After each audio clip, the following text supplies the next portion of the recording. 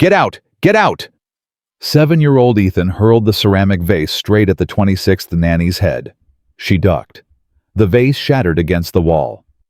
"You're not our mother. You'll never be our mother." The woman grabbed her purse and ran, tears streaming down her face, leaving Marcus Wellington standing in the wreckage of his own living room. 26 nannies. 9 months. Every single one broken by 4 little boys who'd learned that if you hurt people first, they can't hurt you when they leave. But what Marcus saw 3 days later, when a simple housekeeper with no training walked into that dining room, would bring a billionaire to his knees. Before I show you what happened, subscribe, like this video, and tell me where in the world you're watching from.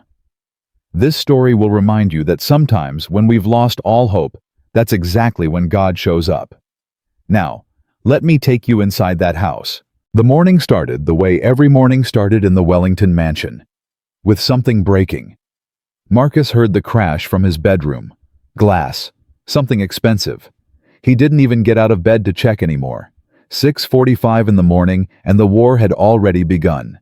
He lay there staring at the ceiling, listening to his son's voices rising through the walls.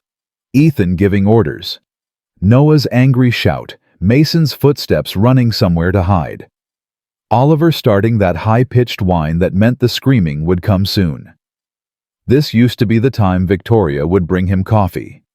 She'd hum while she poured it, kiss his forehead, whisper something that made him smile. That was another life, another man, another universe that no longer existed. Marcus finally got up, got dressed, walked downstairs like a soldier heading into a battle he already knew he'd lose. The kitchen looked like a war zone. Cereal scattered across the marble floor, milk pooled on the countertop dripping onto the Italian tiles. 4 bowls abandoned wherever they'd been thrown. A chair overturned. Crayon marks on the refrigerator spelling out words no 7-year-old should know. And there, on the kitchen island, sat another resignation letter. Mr. Henderson, the butler, stood beside it. His face said everything words couldn't. "She's gone, sir." Marcus didn't even ask who. What was the point anymore? Left her keys on the table. Said she'd rather work at a gas station than spend another day in this house. Said your sons were... Henderson paused. "She used words I won't repeat, sir." Marcus picked up the letter. His hands didn't shake anymore. He'd gotten used to this ritual. "Mr. Wellington, I tried. I really did. But your sons need more help than I can give. The things they said to me, the things they did. Ethan told me he hopes I die alone. Noah bit me so hard I needed stitches. Mason hid all my belongings and wouldn't tell me where. And Oliver. Oliver screamed for 6 hours straight until I thought I was losing my mind. I can't do this. I'm sorry. Please don't contact me for a reference." 26. That made 26. Marcus opened the drawer next to the refrigerator, the one Victoria used to keep her recipes in. Now it held nothing but resignation letters. A drawer full of failure. A drawer full of people who'd looked at his sons and decided they weren't worth the trouble. He couldn't even be angry anymore. The anger had burned out months ago. Just tired now. So deeply, endlessly tired. "Where are they?" Marcus asked. "Living room, sir." "I'd be careful. Ethan found something this morning. He's been quiet ever since. That's usually worse than the screaming." Marcus felt his stomach drop. "Found what?" Henderson hesitated. "One of Mrs. Wellington's old sweaters. It was in the back of a closet. He's been holding it for an hour." Marcus closed his eyes. 4 years. 4 years since Victoria left, and her ghost still haunted every corner of this house. He walked toward the living room, each step heavier than the last. He stopped in the doorway and forced himself to look. Ethan sat on the leather couch, Victoria's blue sweater pressed against his chest. His face was blank, empty, but his knuckles were white from gripping the fabric so tight. Noah paced back and forth like a caged animal, fists clenched jaw tight, looking for something to destroy. Mason was gone. Already hiding somewhere. Under the stairs, probably. or in that crawl space behind the bookshelf. The boy could vanish like smoke when the pain got too heavy. And Oliver sat in the corner, rocking slightly, hugging his knees. That look on his face. Marcus knew that look. The screaming was building, minutes away. "She's gone, isn't she?" Ethan said without looking up. "The nanny." Marcus nodded. "Good." Ethan's voice was ice. "She touched Mom's things. I saw her. She was going to throw away Mom's sweater.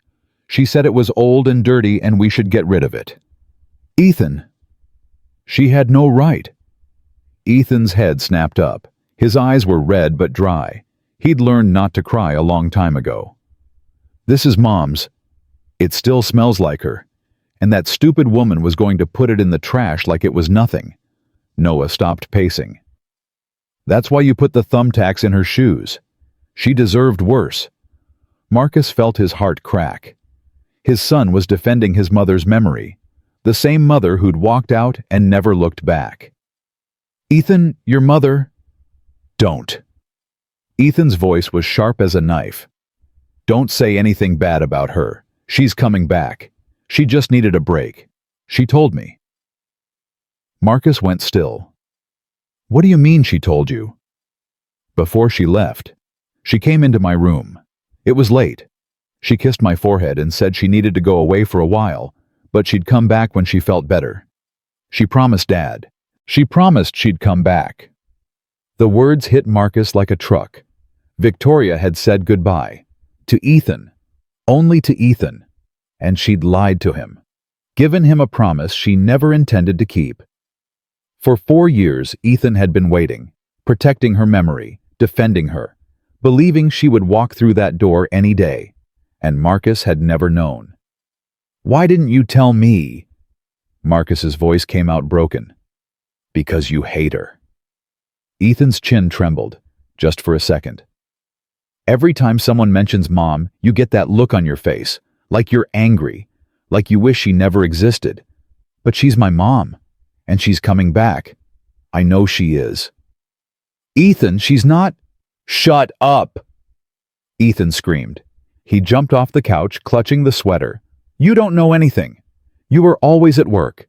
You never saw her cry. You never heard her walking around at night. She was sick, Dad. She was sick and nobody helped her, and she had to leave to get better. But she's coming back. She promised." Oliver started screaming, not crying, not shouting. That high, endless sound that could go on for hours. That sound that had made 3 different nannies call 911 because they thought something was medically wrong with him. Nothing was medically wrong. Everything was emotionally wrong. Noah grabbed a picture frame off the shelf and hurled it at the wall. Glass exploded everywhere. "I hate this!" Noah screamed. "I hate everything. I hate this house. I hate that she left. I hate that everyone leaves." He grabbed another frame. Another.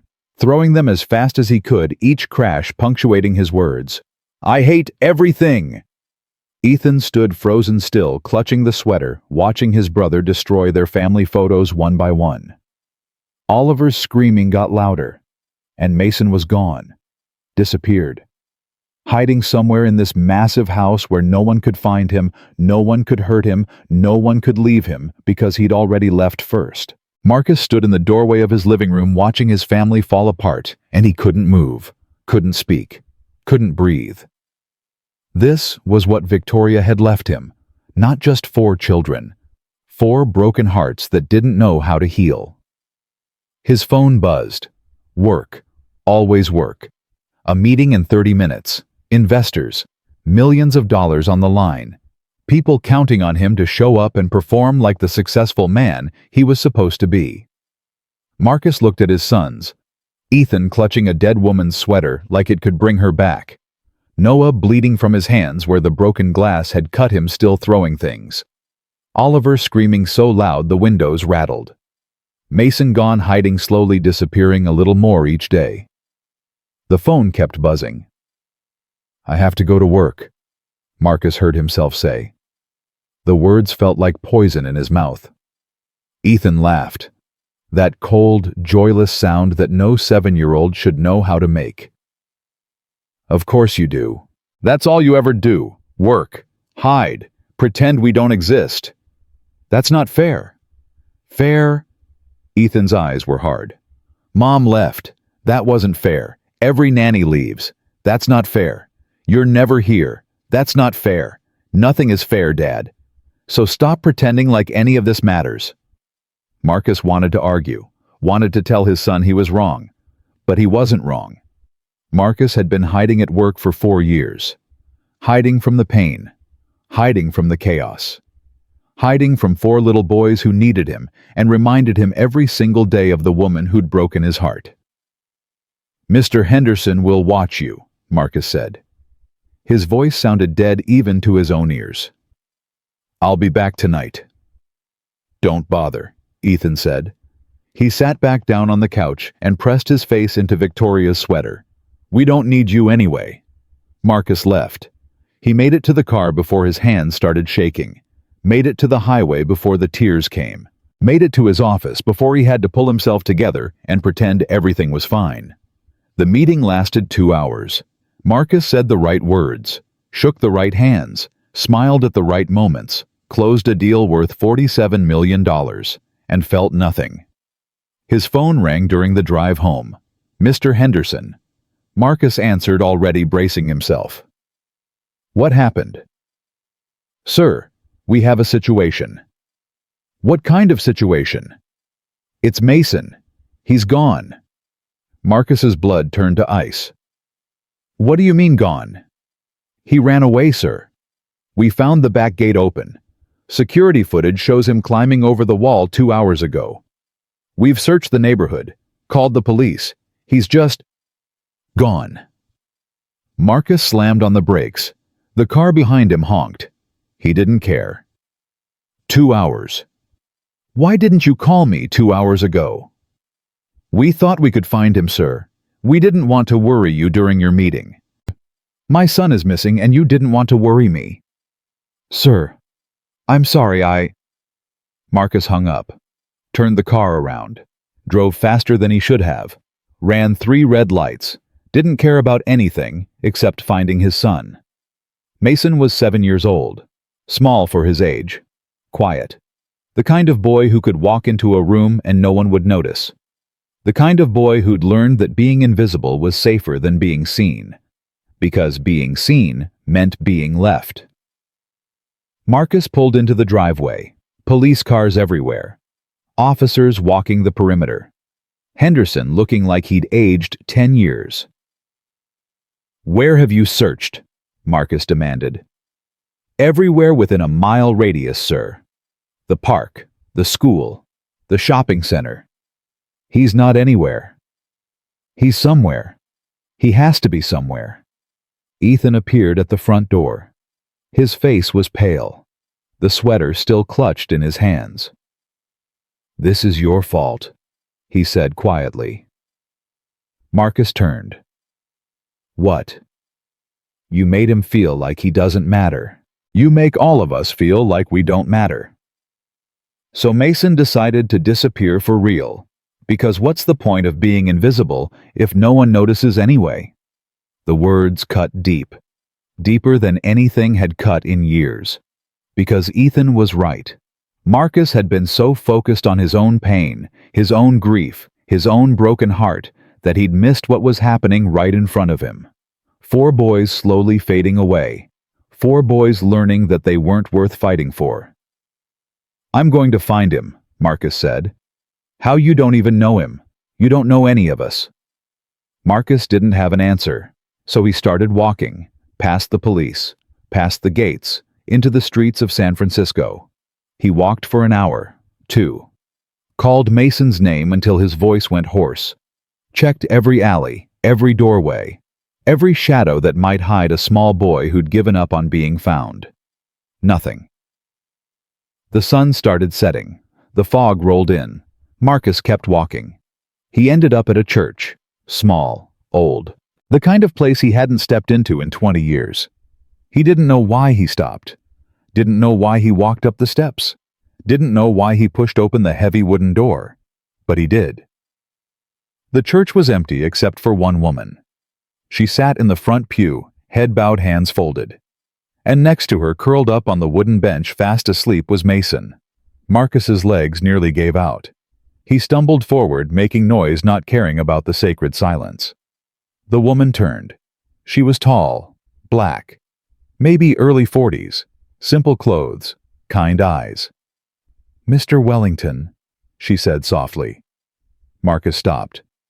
"How do you know my name?" "Your son told me. Before he fell asleep. He said his daddy was a billionaire, but he was never home. He said his mommy left and nobody cared. He said he wanted to disappear, but God wouldn't let him."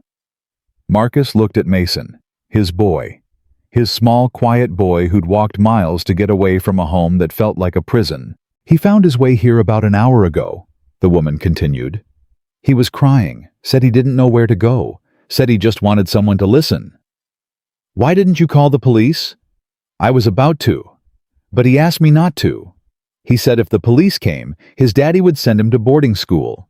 He said his daddy sent his brother Noah to 3 different therapists already, and Noah came back worse each time. He said he just wanted to feel safe, just for a little while." Marcus felt tears streaming down his face. He didn't try to stop them. "I'm not a good father," he whispered. The woman looked at him, really looked, like she could see past all the money and success and reputation to the broken man underneath. "No," she said gently. "But you could be. With help." "What kind of help?" "The kind that doesn't give up. The kind that stays when staying is hard. The kind that sees broken children and doesn't try to fix them, just tries to love them." Marcus shook his head. "I've tried. 26 nannies, the best therapists money can buy. Nothing works. Because you've been trying to fix them. But they don't need to be fixed, Mr. Wellington. They need to be held. They need to know that someone will stay no matter what they do. They need unconditional love, and that's something no amount of money can buy." Mason stirred. His eyes fluttered open. He saw Marcus and flinched. "Am I in trouble?" Marcus dropped to his knees, put his hands on his son's face, looked into those scared, tired eyes. "No, buddy. You're not in trouble. I'm sorry. I'm so sorry." Mason's lip trembled. "You're never sorry. You're always at work." "I know. And I'm sorry for that too. I've been hiding. From you. From your brothers. From everything. Because I didn't know how to handle the pain." "What pain?" "The pain of losing your mother. The pain of not being enough. The pain of watching you boys hurt and not knowing how to help." Mason was quiet for a long moment. Then he said something that shattered Marcus completely. "Dad, do you still love us?" "Even though Mom didn't." Marcus pulled his son into his arms, held him tight, let the tears fall. "I love you more than anything in this world, more than my company, more than my money, more than my own life. And I'm going to prove it. I'm going to be better. I promise." Mason didn't hug back, didn't say anything. He'd heard promises before. They never lasted. But he didn't pull away either. And for now, that was enough. The woman stood. "I should go. I'm glad your son is safe." Marcus looked up at her. "Wait, what's your name?" "Grace. Grace Mitchell." Something sparked in Marcus's memory. "Grace Mitchell. You're the one the agency called about. The housekeeper." Grace smiled slightly. "I was supposed to come to your house tomorrow, for an interview. But it seems God had other plans. You're the one who felt called to help." "I am." Marcus looked at his son, at this woman who'd kept Mason safe, at the cross hanging above the altar. "The interview was supposed to be 3 days, he said. 3 days to see if you could handle my sons. I know. After everything you've seen tonight, do you still want the job?" Grace looked at Mason, at the way he clung to his father's shirt, at the hope trying to survive in his tired eyes. "Mr. Wellington, I didn't come here to run from broken things. I came here to help put them back together." She reached into her bag and pulled out a Bible. Worn. Old. The cover coming loose from years of use. "I'll see you tomorrow morning, 9 o'clock, if you'll still have me." Marcus nodded. "We'll have you." Grace walked toward the door, then stopped, turned back. "Mr. Wellington, your sons aren't monsters. They're just children who've learned that love hurts, that love leaves, that love lies. But here's the thing about children. They want to believe in love again. They're just waiting for someone to prove that love can stay." She left. Marcus sat in that church with his son for a long time. The fog pressed against the stained glass windows. The candles flickered. Somewhere in the distance, police sirens wailed. "Dad?" Mason's voice was small. "Yeah, buddy." "That lady was nice." "Yeah, she was." "Do you think she'll stay?" Marcus thought about the drawer full of resignation letters. 26 women who'd promised to help and couldn't. 26 chances at hope that had died. But something about Grace Mitchell felt different. "I don't know," Marcus said honestly. "But I hope so. I really hope so." They drove home in silence. The police were relieved. Henderson nearly cried. Noah and Oliver were already asleep. But Ethan was waiting at the door, still holding Victoria's sweater, his face unreadable. "You found him." "I found him." Ethan looked at Mason. Something passed between the brothers, some silent communication that Marcus couldn't understand. "The new nanny, the one who was supposed to come tomorrow. Is she still coming?" "She's coming." "Is she going to be like the others?" Marcus knelt down so he was eye level with his oldest son, the one who carried too much weight on those small shoulders, the one who'd been waiting 4 years for a mother who was never coming back. "I don't know, Ethan, but I'm going to be here this time. Really here. Not hiding at work. Not pretending everything is fine. Here. With you and your brothers. No matter what happens." Ethan studied his face, looking for the lie, looking for the escape clause, looking for all the ways this promise would break like every other promise. "You always say that." "I know. But this time I mean it." "How do I know?" Marcus took a breath. "Because tonight, for the first time in 4 years, I realized something. I've been so angry at your mother for leaving that I've been leaving too, just in a different way. And that's not fair to you. It was never fair to you." Ethan's armor cracked. Just a little. Just enough for Marcus to see the scared little boy underneath. "I miss her," Ethan whispered. "Every day I miss her." "I know you do." "Do you miss her?" The question hit Marcus hard.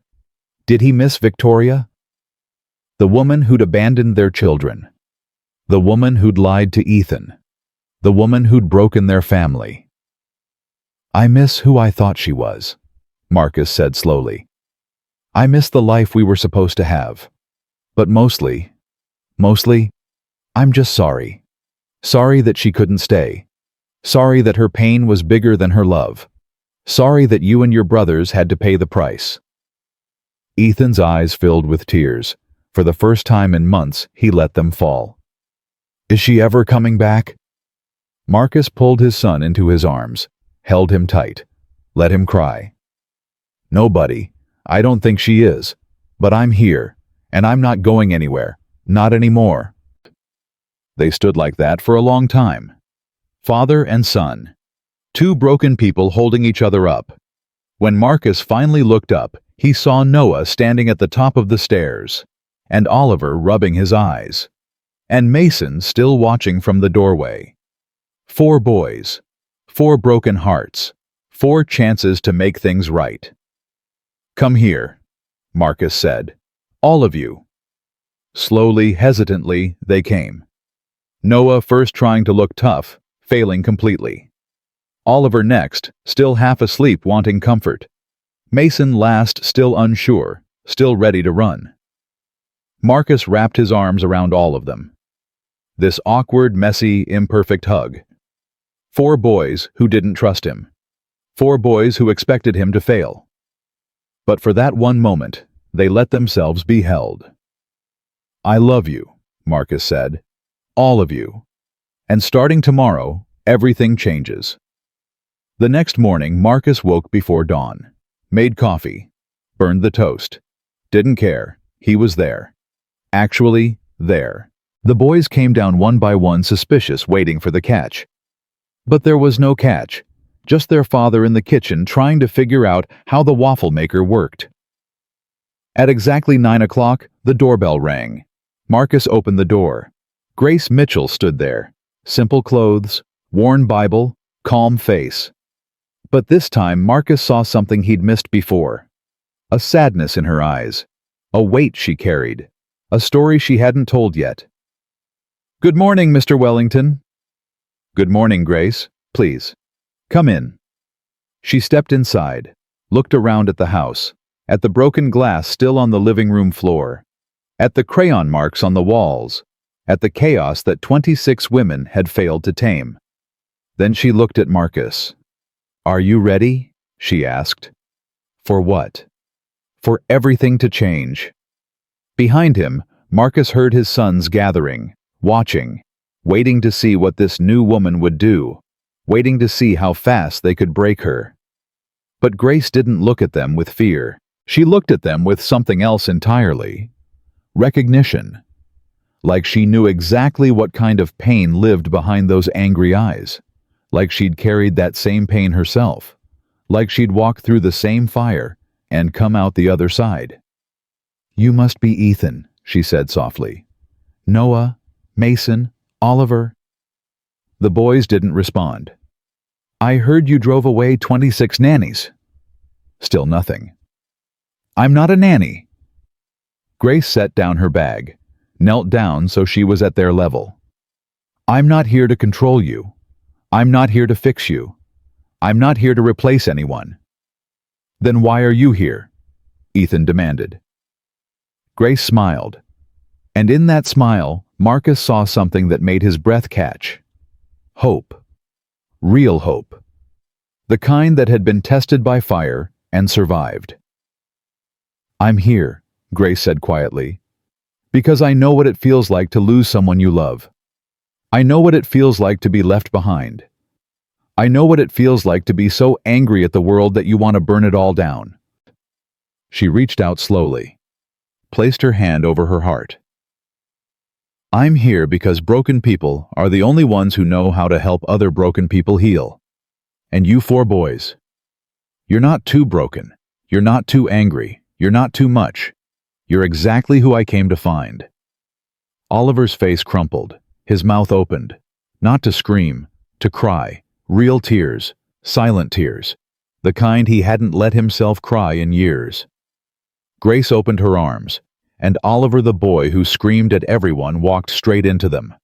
Marcus watched his youngest son bury his face in a stranger's shoulder, watched the small body shake with sobs, watched Grace hold him like he was the most precious thing in the world.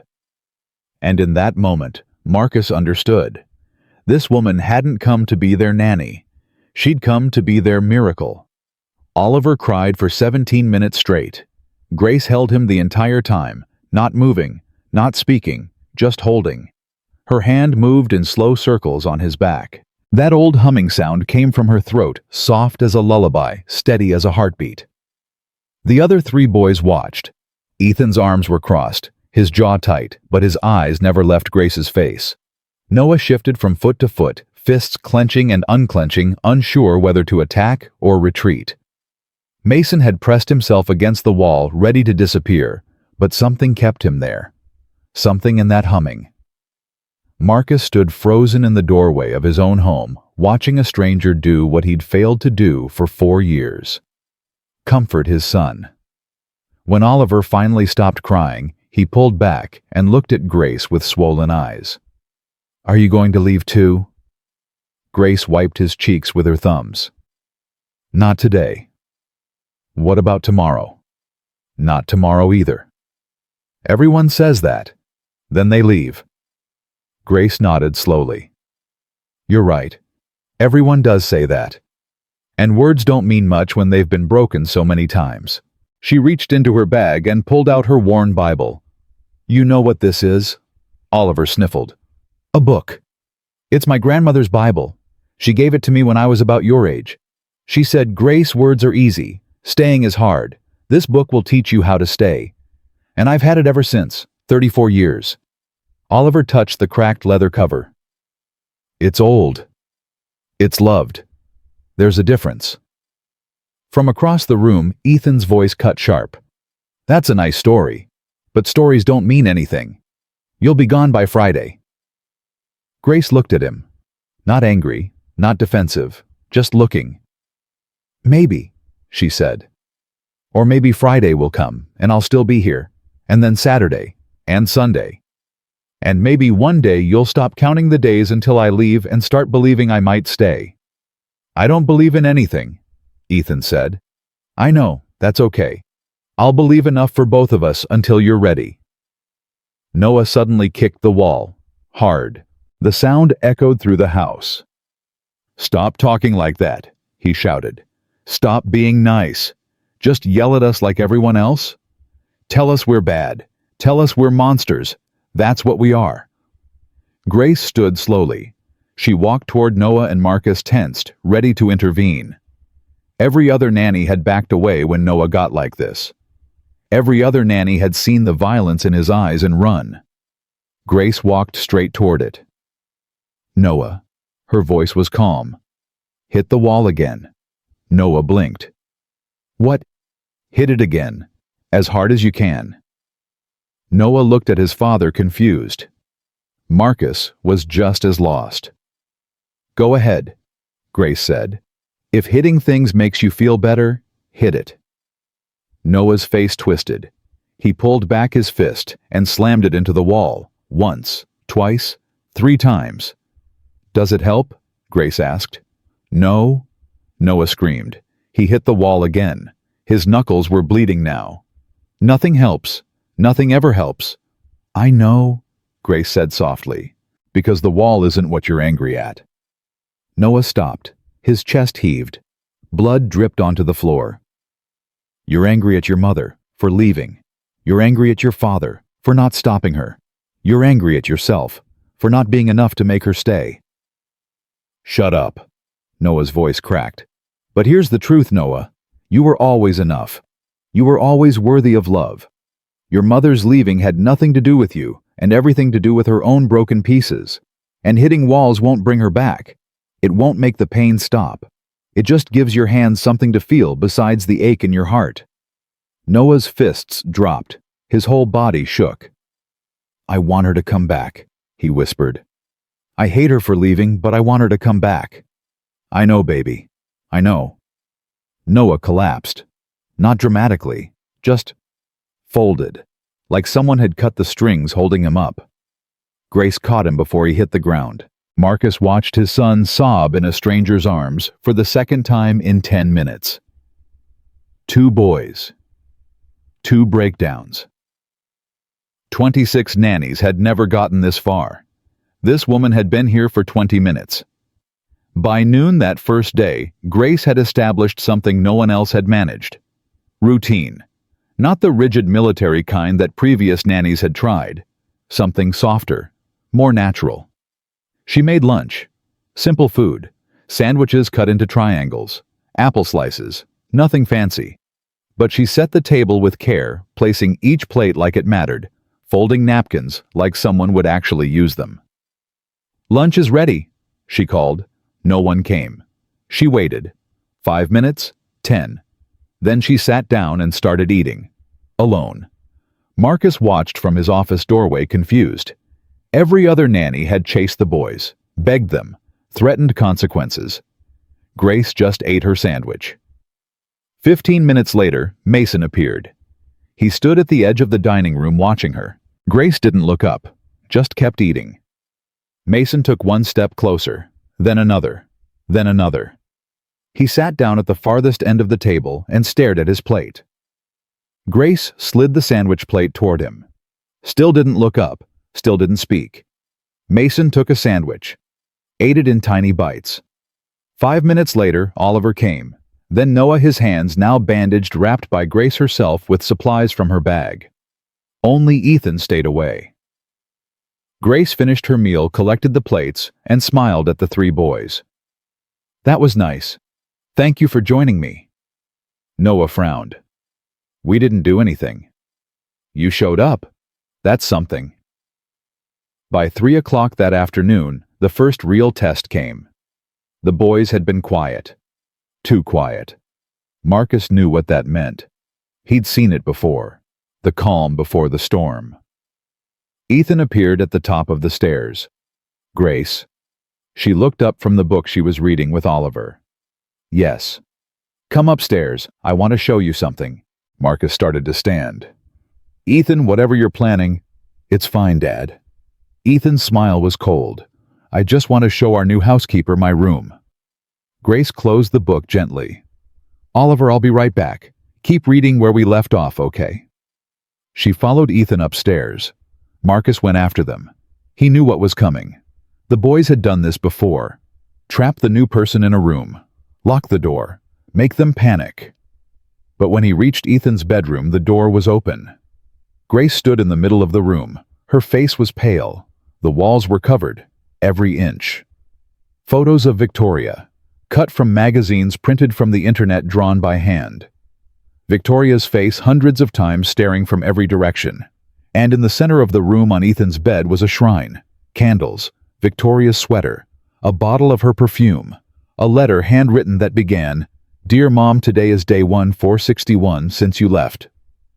I write to her every day," Ethan said. His voice was flat, controlled. 1 to 461 letters. She hasn't written back yet, but she will. When she comes home, she'll read all of them. She'll know I never forgot her. Grace didn't speak. "The other nannies saw this room and called me disturbed. One of them tried to take the photos down. I broke her finger." Ethan smiled. "Are you going to try to take them down?" Grace turned slowly. Her eyes were wet. "No," she said quietly. "I'm not going to take them down." Ethan's smile faltered. "Why not? Everyone else says I'm crazy. Everyone else says I need to let go." "Because this isn't crazy, Ethan. This is grief. This is love that has nowhere to go. And taking these photos down won't change what you feel. It will just take away the only way you know how to express it." Ethan's face crumpled, just for a second. Then the armor slammed back into place. "You're trying to trick me, trying to make me trust you. I'm trying to understand you. There's a difference. No one understands me." "I know what it's like to lose someone," Grace said softly. "I know what it's like to write letters that will never be read. I know what it's like to keep shrines and light candles and pretend that somehow, someday they'll come back." Ethan went still. "You're lying." "I had a daughter. Her name was Hope. She died 15 years ago. She was 7 years old. Your age." The room went silent. Marcus felt like he'd been punched in the chest. Grace had a daughter. Had. Past tense. She had leukemia. Grace continued, her voice steady despite the tears rolling down her cheeks. "We fought it for 2 years. I wrote her letters too, Ethan, after she died. Hundreds of them. I kept her room exactly the way she left it. Her dolls, her drawings, her little shoes by the door. For 5 years I didn't change a thing." Ethan's breathing was ragged. What happened?" "I almost died too. Not my body. My soul. The grief was so heavy I couldn't carry it anymore. I tried to end my own life 3 times. Marcus closed his eyes. This woman, this simple housekeeper. She'd walked through hell and survived. "But someone helped me," Grace continued. "An old woman at a church. She didn't tell me to take down the photos. She didn't tell me to stop writing letters. She just sat with me, day after day, week after week, until the weight got a little lighter, until I could breathe again." She looked at Ethan with those steady, gentle eyes. "I'm not here to take away your shrine, Ethan. I'm here to sit with you while you carry it. Until it gets lighter. However long that takes. Ethan broke. The armor shattered. The walls came down. And for the first time in 4 years, he let himself be a child again. He fell into Grace's arms and sobbed, like his heart was finally allowed to break. That night, after the boys were asleep, Marcus found Grace sitting on the back porch. Her Bible was open in her lap, but she wasn't reading, just staring at the stars. He sat down beside her, didn't speak for a long moment. "You didn't have to tell them about your daughter." "Yes, I did." "It must have been painful." Grace smiled sadly. "Pain shared is pain halved. My grandmother used to say that. I didn't believe it until I saw those boys. They're drowning in pain they think they have to carry alone. Someone had to show them that's not true." "How did you survive at losing her?" Grace was quiet for a long time. When she spoke, her voice was barely a whisper. "I didn't. Not at first. After Hope died, I lost my job. Lost my apartment. Lost my husband. He couldn't look at me anymore. Said I reminded him too much of her. 1 year after the funeral, I was homeless. Living in my car. Drinking myself to sleep every night." Marcus stared at her. This composed, peaceful woman had been homeless. Had been broken beyond recognition. What changed? "I met someone. A woman at a shelter who ran a Bible study. She didn't preach at me, didn't judge me, just fed me soup and read me stories about people who'd lost everything and found their way back. She told me that God doesn't waste pain, that everything we suffer can become medicine for someone else's wounds." Grace closed her Bible gently. "I didn't believe her, not for a long time, but I kept coming back, kept listening, and slowly, very slowly, the darkness started to lift. Not because the pain went away, but because I found a purpose for it. A purpose. Helping other broken people. People like your sons. People like you." Marcus flinched. "I'm not broken." Grace turned to look at him. Really look. The way she'd looked at his sons. "Mr. Wellington, Marcus, you're one of the most broken people I've ever met. You just hide it better because you have money and success and a wall of achievements to stand behind." The words hit deep. Too deep. "My wife left," Marcus said, his voice rough. "She looked at our family and decided we weren't worth staying for. 4 babies. 4 tiny babies who needed their mother, and she just left." "Why?" "I don't know. Her note just said she couldn't do it anymore. Couldn't be a mother. Couldn't be a wife. Couldn't be anything." "Did you try to find her?" "For 2 years. Private investigators. Police reports. Everything I could think of. She vanished. Changed her name, I think. Started a new life somewhere without us." Grace nodded slowly. "And you blamed yourself?" "Of course I blamed myself. I was working too much. Gone too often. She tried to tell me she was struggling. I didn't listen. I thought she just needed more help. More nannies. More money. I didn't realize she needed me. So when she left, you punished yourself by leaving too. Just in a different way." Marcus felt tears burning his eyes. "I didn't know what else to do. Every time I looked at my sons, I saw her. And I saw my failure. And I couldn't. I couldn't face it. So you worked." "So I worked."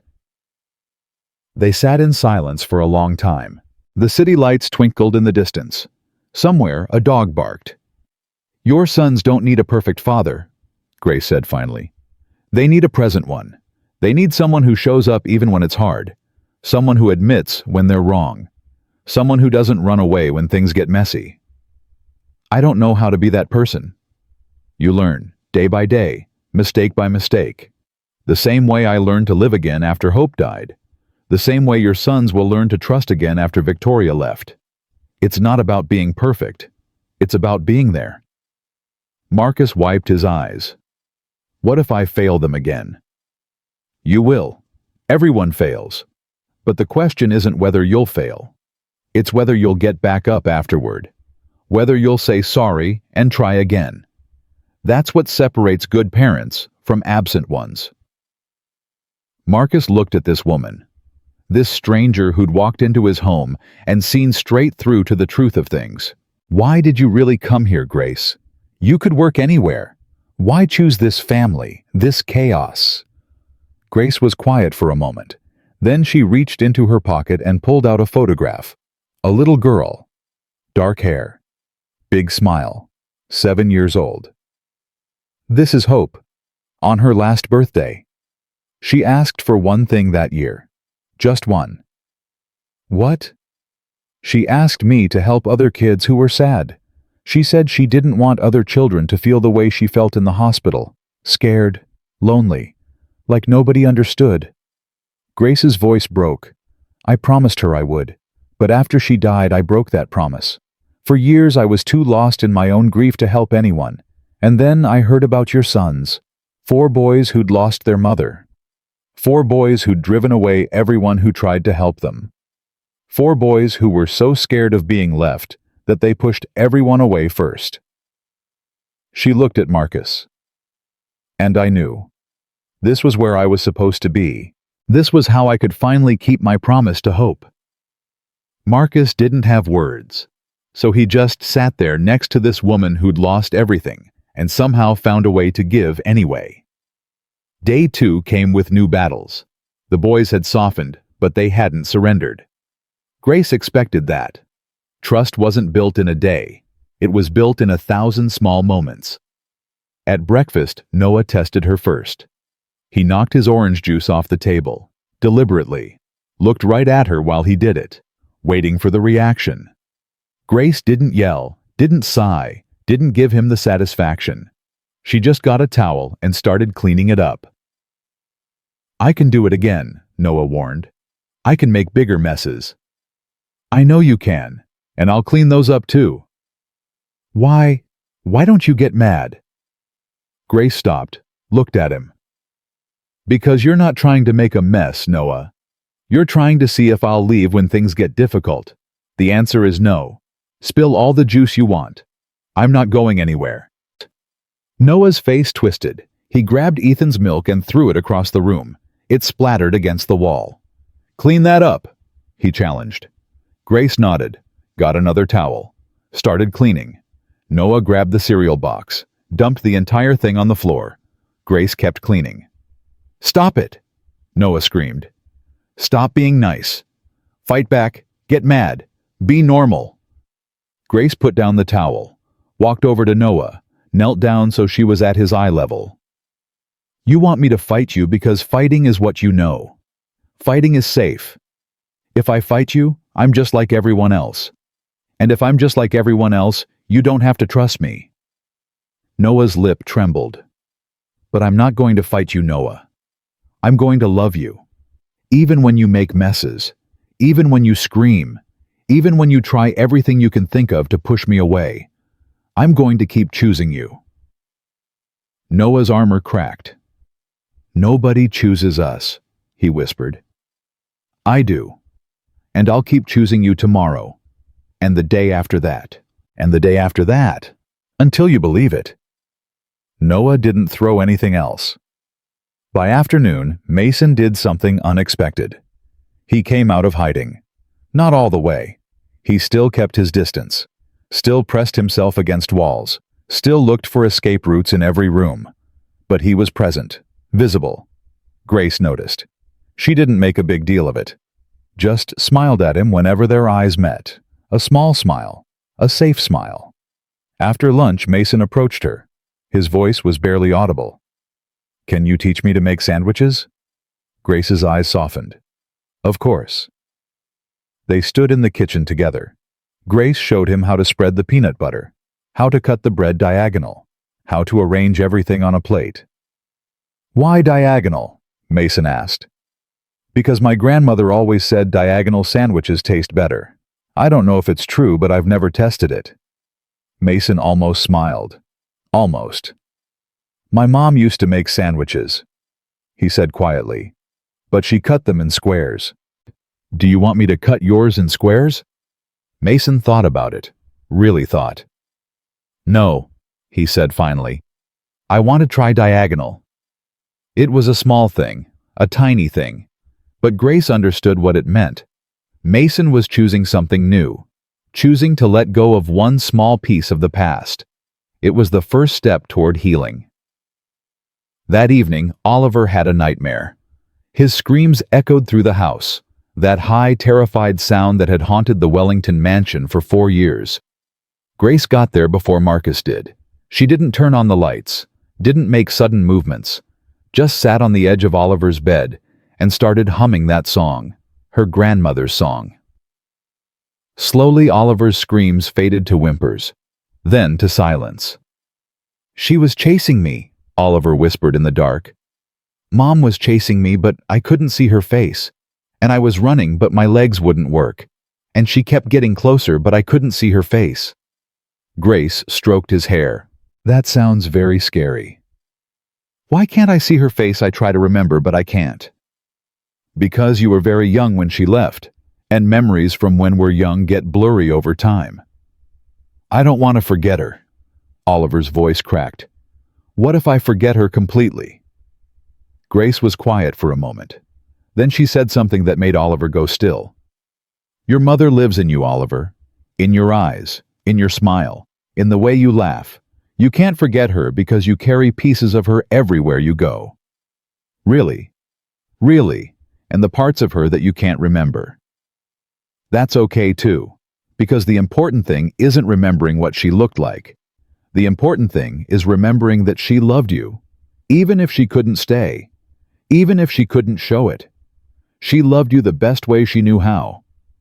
Oliver curled into her side. How do you know? Because I'm a mother too. And there is no love stronger than the love a mother has for her child. Sometimes that love gets broken. Sometimes it gets buried under pain and fear and sickness. But it never disappears completely. Oliver fell asleep holding Grace's hand, and Marcus, watching from the doorway, felt something shift in his chest. Not just hope anymore. Something deeper. Something like faith. By the end of day 2, something had changed in the Wellington house. The boys were still broken, still angry, still scared. But there was a crack in the armor now. A small opening. A tiny ray of light. Grace had found it, and she wasn't letting go. That night, as Marcus walked past Ethan's room, he heard something that stopped him cold. Ethan's voice, reading aloud. Dear Mom, today is day 462 since you left. A new lady came to help us. Her name is Grace. She's different from the others. She had a daughter who died. She knows what it's like to lose someone. I don't know if I trust her yet, but I want to. I really want to. Is that okay? Am I allowed to trust someone again? Please write back, Mom. Please tell me what to do. Love, Ethan. Marcus pressed his hand against the wall to steady himself. His son wanted to trust again. After 4 years of building walls, Ethan wanted to let someone in, and somehow, some way, Grace Mitchell was finding the door. Day 3 arrived with something Marcus hadn't felt in years. Quiet. Not the tense waiting for disaster quiet. Real quiet. The kind that meant something had shifted. He came downstairs at 7 and found Grace already in the kitchen. Coffee brewing, bacon sizzling. That humming sound filling the air like medicine. You're up early, Marcus said. Old habit. My grandmother used to say the morning sets the tone for the whole day. Marcus poured himself coffee, stood there watching her move around his kitchen like she'd always belonged there. The boys slept through the night, he said. All 4 of them. That hasn't happened in months. Grace smiled but didn't turn around. Small victories. It doesn't feel small. That's how you know it matters. Ethan appeared first, still guarded, still watching. But he sat at the table without being asked, took the plate Grace handed him without complaint. Thank you, he muttered. 2 words. But Marcus nearly dropped his coffee. Ethan hadn't said thank you to anyone in over a year. Grace just nodded. You're welcome. The other boys trickled in. Noah with his bandaged hands, Mason hovering near the doorway before finally taking his seat. Oliver climbing into the chair next to Grace like it was his assigned spot now. They ate together, in silence. But it wasn't the hostile silence of before. It was something else, something almost peaceful. Marcus watched his family and felt hope take root in his chest. 3 days. She'd lasted 3 days. That was longer than most. But the real test was coming. He just didn't know it yet. Week 2 started with a phone call that changed everything. Marcus was in his office when his assistant's voice came through the intercom. "Sir, there's a woman on line 3. She says it's urgent, something about your wife." Marcus's blood turned to ice. "What did she say exactly?" "She said she has information about Victoria Wellington. She said you'd want to hear it." Marcus's hand trembled as he picked up the phone. "This is Marcus Wellington." "Mr. Wellington?" The voice was female, professional, cold. "My name is Patricia Summers. I'm an attorney in Portland, Oregon. I represent Victoria Ashford, formerly Victoria Wellington." Marcus couldn't breathe. "She's alive." "Very much so, and she's requesting a meeting. She says it's time to discuss the children." The words hit like bullets. Discuss the children. After 4 years of nothing. 4 years of silence.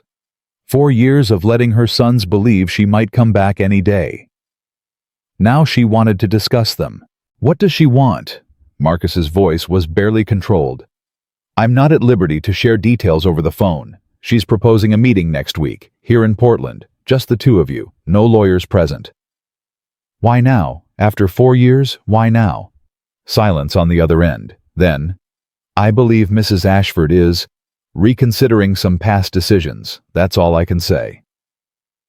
Marcus hung up without responding. He sat in his chair staring at nothing, his mind racing. Victoria was alive. In Portland. And she wanted to talk about the boys. Did she want them back? Did she want custody? Did she want to walk back into their lives like she hadn't shattered them? Or did she want something else? Money. A clean break. Legal closure. He thought about Ethan. About the shrine in his room. About the 1462 letters written to a mother who'd never responded. He thought about Grace's words.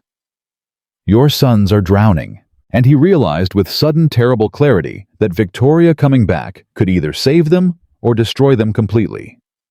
Marcus didn't tell the boys, not yet, but he told Grace.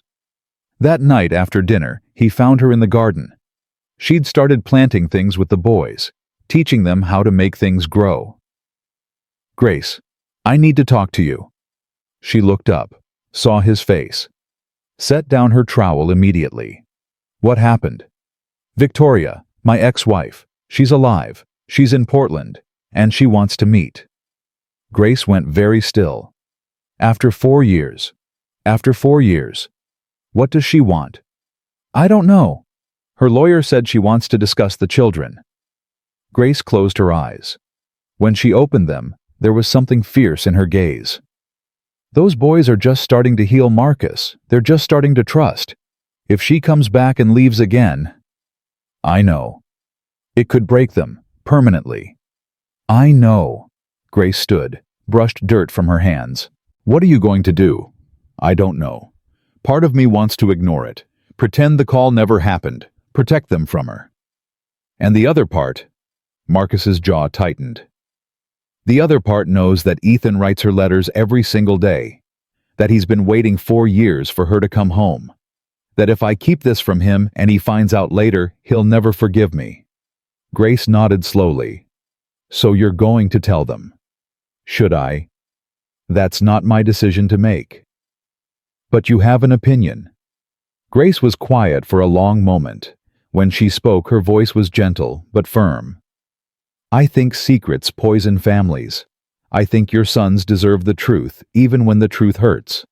And I think they're stronger than you give them credit for. They're 7 years old. They've survived things most adults couldn't handle. Age doesn't measure strength, Marcus. Pain does. And those boys have carried more pain than most people carry in a lifetime. Marcus looked at the garden, at the small green shoots pushing up through the soil, at the life growing where there had been nothing before. Will you be there when I tell them? Grace took his hand. Her grip was strong, steady. I'll be there. No matter what happens, I'll be there. Marcus told them the next morning. He gathered all 4 boys in the living room. Grace stood nearby close enough to help far enough to let him lead. Boys, I need to tell you something important. Ethan's eyes sharpened immediately. What's wrong? Nothing's wrong. But there's something you need to know. Marcus took a breath. Your mother contacted me yesterday. The room went completely still. Noah spoke first. You're lying. I'm not lying. Her lawyer called. She's living in Portland now. She wants to meet with me to talk about you 4. Ethan stood up so fast, his chair fell backward. She's alive. She's been alive this whole time. Yes. Does she want to see us? Is she coming back? Marcus felt his heart break at the hope in his son's voice. The desperate, dangerous hope. I don't know yet, Ethan.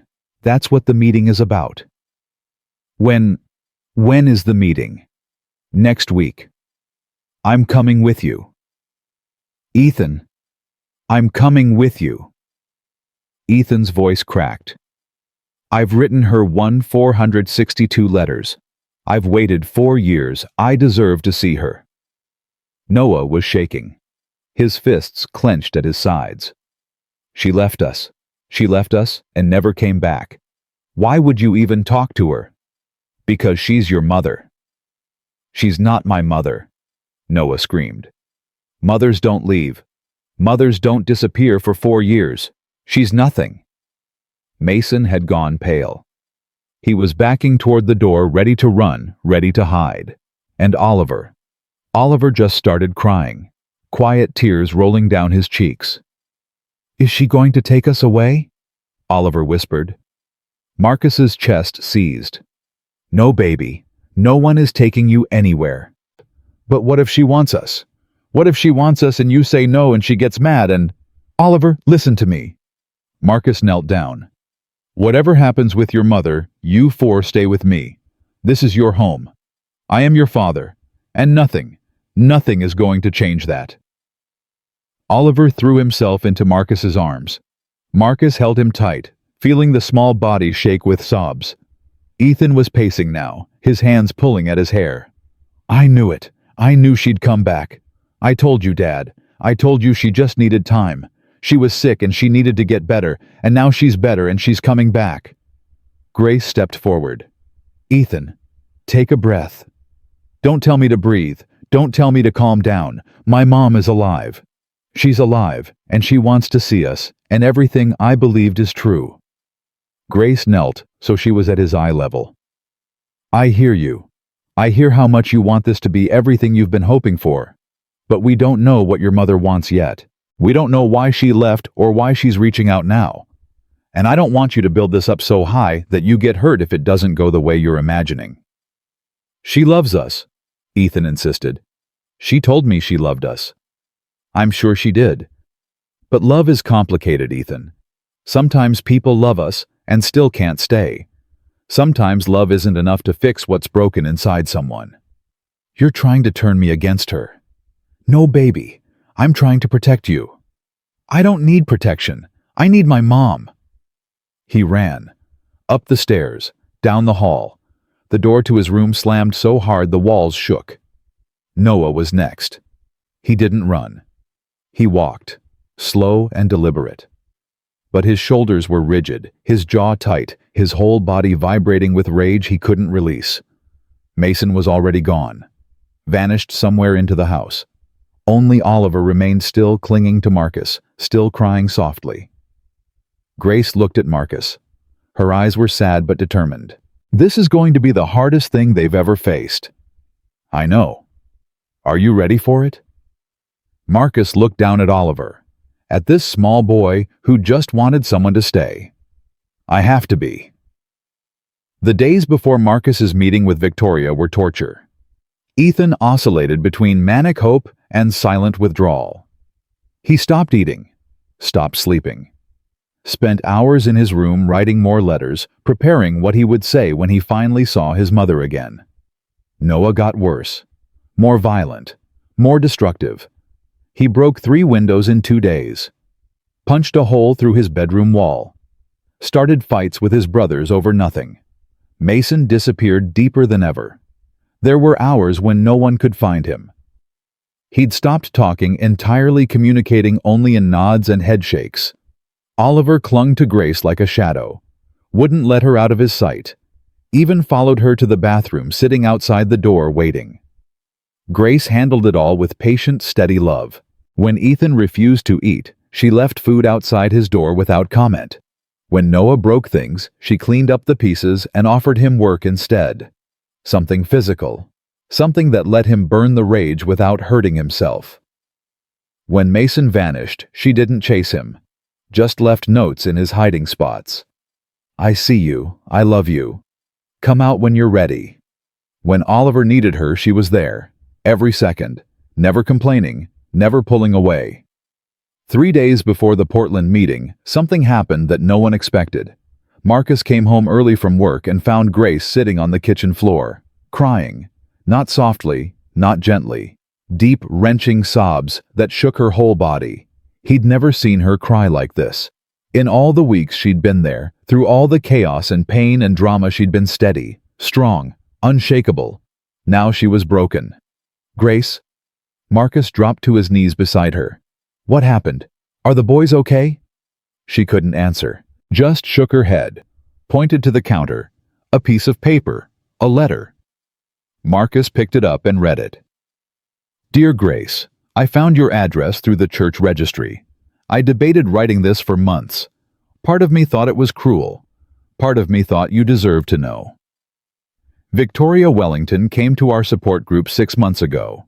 We meet every Wednesday. Mothers who've walked away from their families. I won't share details of her story. That's not mine to tell. But I thought you should know why she's reaching out now. She's sick, Grace. Breast cancer. Stage 4. The doctors gave her 6 months, and that was 4 months ago.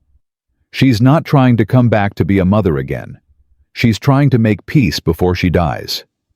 I don't know if this helps or hurts. But I believe in truth, and I believe you'll know what to do with it. God bless you. Margaret Chen. Marcus read the letter 3 times. Victoria was dying. Stage 4 cancer. She wasn't coming back to reclaim her family. She was coming back to say goodbye. How did this woman know you? Marcus asked. His voice sounded far away. Church network. Grace wiped her eyes. People talk. Word got around that I was helping a family with 4 boys whose mother had left. This woman recognized the name. So, Victoria is dying. Yes. Marcus sat down heavily on the kitchen floor beside Grace. The letter dangled from his fingers. What do I tell the boys? Grace shook her head. I don't know. Ethan has built his whole world around her coming back. If I tell him she's dying, it will destroy him. But if I don't tell him and he finds out later, it will destroy him worse. They sat there together, 2 people who'd already lived through unbearable loss, facing the possibility of watching 4 children experience it for the first time. I can't do this, Marcus whispered. I can't watch them go through this. Grace took his hand. Her grip was firm, despite the tears still wet on her cheeks. You can, and you will, because they need you. And because you're not alone anymore. Marcus looked at her, this woman who'd lost her own daughter, who'd survived suicide attempts and homelessness and grief that could have swallowed her whole. How do you do it? He asked. How do you keep going when the pain is this heavy? Grace squeezed his hand. You don't carry it alone. That's the only way. You find people who will carry it with you. And when you can't take another step, they hold you up. And when they can't take another step, you hold them up. That's what family is, Marcus. Not blood, not marriage. just people who refused to let each other fall. Marcus went to Portland alone. He told Grace to stay with the boys. Told her not to say anything yet. He needed to see Victoria first. Needed to understand what she wanted. Needed to know how to protect his sons from whatever was coming. Victoria agreed to meet at a small coffee shop. Neutral territory. Marcus arrived early, sat in a corner booth, waited. When she walked in, he almost didn't recognize her. The Victoria he remembered was vibrant, full of life. Blonde hair that bounced when she walked, blue eyes that sparkled when she laughed. This woman was a ghost. Thin. So thin her clothes hung off her frame. Her hair was gone, replaced by a silk scarf. Her skin had that gray pallor that came with sickness. But her eyes were the same. Blue. Sharp. Guarded. She sat down across from him. Neither of them spoke for a long moment. "You look good, Marcus." "You look—" He couldn't finish. "Like I'm dying. I know." She smiled sadly. "It's okay. You can say it." "Why didn't you tell me?" "Which part, the leaving or the cancer?" "Either." "Both." Victoria was quiet. When she spoke, her voice was barely above a whisper. "I left because I was drowning. The boys, the pressure, the feeling that I was disappearing into motherhood and losing every other part of myself. I tried to tell you, so many times, but you were always working, always busy, always somewhere else. That's not an excuse for abandoning your children." "No, it's not." She looked down at her hands. "I don't have excuses, Marcus. I have regrets. A lifetime of them. 4 years. 4 years you let Ethan believe you were coming back. Do you know he writes you letters every single day? Do you know he built a shrine in his room? Do you know he's been waiting, holding on, destroying himself with hope?" Victoria's eyes filled with tears. "I didn't know. I didn't let myself know. Because if I'd thought about them, about what I'd done, I wouldn't have survived. That's selfish." "Yes, it is." Silence stretched between them. "Why now?" Marcus asked. "Why reach out now?" Victoria took a shaky breath. "Because I'm dying, and I don't want to die without them knowing that I loved them, that leaving wasn't about them, that I think about them every single day." "You want forgiveness." "I don't deserve forgiveness. I know that. I want them to know the truth. About why I left. About what happened to me. About everything. The truth will break them. Lies will break them worse. Trust me. I've lived with lies for 4 years. They eat you from the inside." Marcus stared at this woman he'd once loved. This woman who'd given him 4 sons and then vanished. This woman who was dying and desperate, and still somehow his children's mother. "What exactly do you want?" "One meeting, just one, with all 4 of them. I want to apologize. I want to explain. I want to say goodbye." "And then what?" "And then I disappear again. For real this time. I won't come back. I won't contact them. I'll just let go. Let them have their lives. Let them move on." You think one meeting will give them closure. I think one meeting will give them more than silence ever could. Victoria reached across the table, touched his hand. "I know I have no right to ask anything from you. I know I destroyed our family. But please, Marcus, let me do this one thing. Let me say goodbye to my sons before I die." Marcus looked at her hand on his. At the wedding ring she still wore. At the IV bruises on her arm. "I need to talk to them first. Prepare them." "Of course." "And I need to talk to Grace." Victoria frowned. "Who's Grace?" "The woman who saved our family. The woman who did what you couldn't do." Victoria flinched, but she nodded. "I understand." Marcus stood, looked down at the woman he'd once promised forever to. "I'll call you, within the week. But Victoria, if this hurts them more than it helps them, I will never forgive you. And I will spend the rest of my life making sure they don't either." He walked out without looking back. Marcus drove home in silence. His mind was chaos. His heart was worse. Victoria was dying. His sons were about to face the ultimate test of their young lives, and he had no idea how to protect them from what was coming.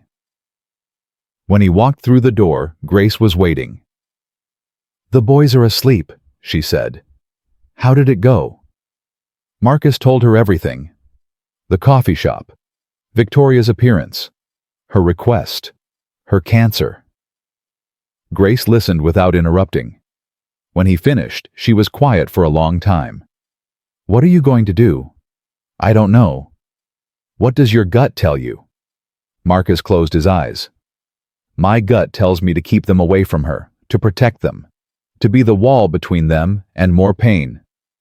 But I keep thinking about what you said, about secrets poisoning families, about truth being better than lies even when it hurts."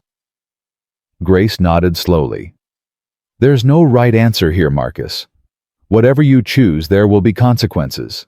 Pain either way. So how do I choose? You choose based on what your sons need, not what you need, not what Victoria needs, what those 4 boys need." Marcus thought about Ethan and his letters, about Noah and his rage, about Mason and his disappearing, about Oliver and his fear of being left. "They need closure," he said slowly.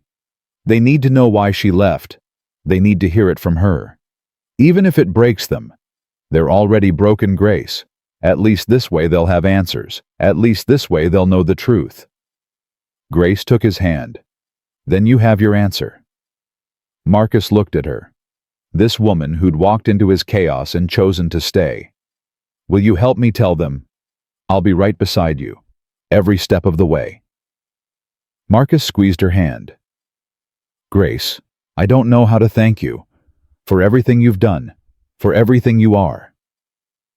Grace smiled, but there was sadness in it, and something else, something Marcus couldn't quite name. "Don't thank me yet," she said quietly. "The hardest part is still coming." Marcus didn't sleep that night. He lay in bed staring at the ceiling, rehearsing words that felt wrong no matter how he arranged them. How do you tell 4 children their mother is dying? How do you prepare them for goodbye when they're still waiting for hello? At 6 in the morning, he gave up on sleep and went downstairs. Grace was already there, coffee made, Bible open, her eyes red from crying she'd tried to hide. "I couldn't sleep either," she said. Marcus sat across from her. "I've been trying to figure out what to say. Nothing sounds right." "There is no right way to say it. There's only honest. Honest will destroy them. Honest will hurt them. But they're already destroyed, Marcus. They've been destroyed for 4 years. At least this way they can start to rebuild." Footsteps on the stairs. Both adults went quiet. Ethan appeared in the doorway. His eyes were wild. He hadn't slept either. "You went to see her, yesterday. You saw Mom." Marcus's heart dropped. "How did you know?" "I heard you talking to Grace last night, through the vent in my room." Ethan's voice was shaking. "Is it true? Is she really dying?" Grace stood up slowly. "Ethan, sit down. Let your father explain." "I don't want to sit down. I want answers." Ethan was crying now. "Is my mom dying? Yes or no?" Marcus felt his world cracking. "Yes." The word hung in the air like poison. Ethan's legs buckled. He grabbed the doorframe to keep from falling.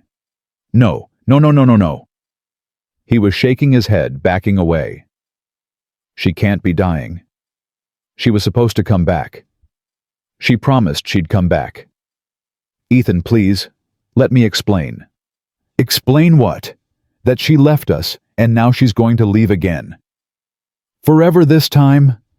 Ethan's voice rose to a scream. "That's not fair! That's not fair!" He ran, up the stairs, down the hall, His door slammed so hard the pictures rattled on the walls. 3 seconds later, Noah appeared. His face was pale. He'd heard everything. "Is it true?" Marcus nodded. Noah's fists clenched. His jaw tightened. For a moment, Marcus braced for violence. But Noah didn't hit anything. He just stood there, tears streaming down his face, looking younger than Marcus had ever seen him. "Good," Noah whispered. "I hope it hurts. I hope she feels every second of it. I hope she knows what it's like to be left behind." "Noah, don't." Noah's voice cracked. "Don't tell me I don't mean it. Because I do. I hate her. I hate her." He walked away, not running, not screaming, just walking, like something inside him had finally broken beyond repair. Mason was next. He came down the stairs like a ghost, already knowing, already retreating into himself. "Mason, buddy, I need to talk to you." Mason shook his head, back toward the door. "Please, son, just listen." But Mason was gone. Out the back door, into the garden. Somewhere he could disappear. Only Oliver remained. He stood at the top of the stairs in his pajamas, clutching his teddy bear. His face was confused, scared. "Daddy, why is everyone crying?" Marcus climbed the stairs, sat down so he was at Oliver's level, took his son's small hands in his. "Oliver, I need to tell you something about Mommy." "Is she coming home?" The hope in Oliver's voice nearly killed Marcus. "No, buddy. She's not coming home. Mommy is very sick. Do you know what that means?" Oliver's lower lip trembled. "Like when I had the flu. Worse than that. Much worse. Mommy is so sick that she might have to go to heaven." Oliver processed this. His face crumpled. "But I don't want her to go to heaven. I want her to come home." "I know, baby. I know." Oliver threw himself into Marcus's arms. "Make her better, Daddy. You have lots of money. Buy her medicine. Fix her." "I can't fix this, Oliver. Some things can't be fixed with money." "Then what's the point of having money?" Oliver sobbed. "What's the point of anything?" Marcus held his youngest son and felt his own tears fall. He had no answers, no comfort, no way to make this okay. Because it wasn't okay. It would never be okay. Grace found him an hour later, still sitting on the stairs, Oliver asleep in his arms. "The others?" Marcus asked. "Ethan locked himself in his room. He won't respond to anything. Noah is in the backyard hitting the fence with a stick. He's been at it for 40 minutes. And Mason, I can't find Mason." Marcus's blood ran cold. "What do you mean you can't find him?" "I've looked everywhere. The garden, the crawl spaces, all his usual hiding spots. He's gone." "Not again. Not again." Marcus carefully laid Oliver on the couch and stood. "Call the police. I'm going to look for him." "Marcus, wait." Grace caught his arm. "I think I know where he might be." "Where?" "The church. The one where you found him last time." Marcus grabbed his keys and ran. He drove too fast, ran 3 red lights, didn't care about anything except finding his son. When he burst through the church doors, his heart nearly stopped. Mason was there, sitting in the front pew, talking to someone, a woman in a silk scarf. Victoria. Marcus froze. His mind couldn't process what he was seeing. His ex-wife, his missing son, together in a church, without his knowledge or permission. What the hell is going on? Victoria looked up. Her face was pale, guilty. "Marcus, I can explain. How did you find him? How did you know he was here?" "I didn't." Victoria's voice was weak. "I come here sometimes. To pray. I didn't expect. He just walked in. He saw me and he knew." Mason turned to look at his father. His face was streaked with tears. "She's really dying, Dad. She showed me. The scars from the surgery. The medicine she has to take. She's really dying." Marcus's anger warred with his fear. "Mason, you can't just disappear like that. You scared us." "I needed to see her. I needed to know if it was true. Marcus looked at Victoria. She seemed smaller than she had 2 days ago, frailer. You had no right, he said coldly. No right to see him without my permission. I know. I'm sorry. But when he walked in, when I saw his face, I couldn't turn him away. He's my son, Marcus. For 10 minutes I wanted to be his mother again. Mason stood up, walked to his father, looked up with those quiet, watchful eyes. Dad. She told me why she left. Marcus's stomach dropped. What did she say? She said her brain got sick, not like a cold, like a darkness that made everything feel impossible. She said she tried to fight it, but the darkness won. She said leaving was the only way she knew how to survive. Victoria was crying now, silent tears rolling down her hollow cheeks. I shouldn't have told him, she whispered. But he asked, and I was so tired of lying. Marcus knelt down to Mason's level. Are you okay? Mason thought about it. Really thought. No, he said honestly. But I understand now. I thought she left because of us, because we were bad, because we weren't enough, but it wasn't us. It was the darkness. Marcus pulled his son into his arms, held him tight. Over Mason's shoulder, he looked at Victoria. She sat alone in the pew, crying, dying, watching the family she'd destroyed try to put itself back together. 1 week, Marcus said. You have 1 week to say goodbye to them, properly, with supervision. And then it's over. Victoria nodded. Thank you. Marcus didn't say anything else, just took Mason's hand and walked out of the church. The drive home was silent. Mason stared out the window, lost in thoughts too heavy for a 7-year-old. When they pulled into the driveway, Grace was waiting at the door. Her face flooded with relief when she saw Mason. Thank God. She knelt and opened her arms. Mason walked into them without hesitation. Don't ever scare us like that again. I'm sorry, Mason whispered. I needed to know. I understand, but next time tell someone where you're going. We love you too much to lose you. Mason pulled back and looked at Grace with something new in his eyes. She's really dying, Grace. My mom is really dying. I know, sweetheart. Are you going to die too? The question hit Grace like a physical blow. Her eyes filled with tears. Not if I can help it. I plan to be around for a very long time. Promise? Grace hesitated. She'd learned long ago not to make promises she couldn't keep. But looking into Mason's eyes, seeing the desperate need for security, she made a choice. I promise to fight every single day to stay with you. That's the best promise I can make. Mason nodded slowly. Okay, that's enough. The next 3 days were a battle. Ethan refused to come out of his room.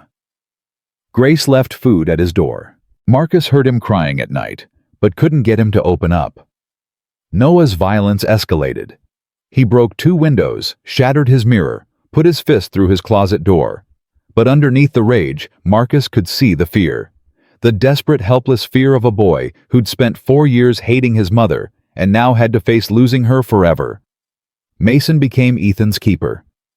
He sat outside his brother's door for hours, talking through the wood, sharing what Victoria had told him at the church.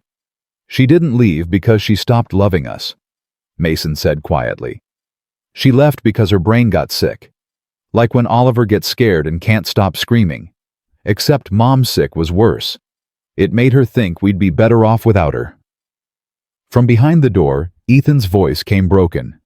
That's stupid. We weren't better off. We were worse. I know. But sick brains don't think right. That's what makes them sick. Silence. Then the lock clicked. The door opened. Ethan stood there looking worse than Marcus had ever seen him. Eyes red and swollen, hair matted, Victoria's sweater clutched against his chest. I want to see her, Ethan said. Before she dies. I want to see her. Marcus stepped forward. Are you sure? No, but I have to. I have 462 letters to give her. And I need to know if she read any of the ones I put in the mailbox. You mailed her letters? Every week, for 4 years, to the last address we had. I don't know if she ever got them." Marcus felt his heart shatter.